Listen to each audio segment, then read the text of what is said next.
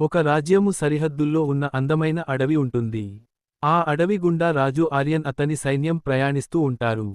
అలా ప్రయాణించి ఆ అడవి చివరలోయ దగ్గర నిలబడి యుద్ధ మైదానాన్ని చూస్తారు.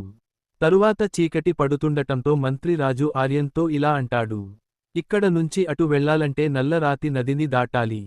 ఇంత రాత్రి మనం ఆ దారిలో వెళ్లలేము అని చెప్పి, అడవిలో గుడారాలు ఏర్పాటు చేసుకుని రేపు జరగబోయే యుద్ధానికి ఆయుధాలు రెడీ చేసుకుంటూ ఉంటారు. ఇంతలో ఒక రాజా సైనికుడు వచ్చి రేపు యుద్ధానికి అన్ని సిద్ధం చేసుకున్నారా? రేపు ఉదయాన్నే బయలుదేరాలి, సిద్ధంగా ఉండండి అని చెప్పి వెళ్ళిపోతాడు. మరుసటి రోజు ఉదయాన్నే రాజు ఆర్యన్ పదండి బయలుదేరుదాం అని తన సైనికులతో యుద్ధానికి బయలుదేరుతాడు. రాజు ఆర్యన్ యుద్ధరంగం దారిని గురించి సైనికుడిని అడుగుతున్నప్పుడు రాజు ఆర్యన్ ముందు 2 పావురాళ్లు వచ్చి వాళ్లతాయి.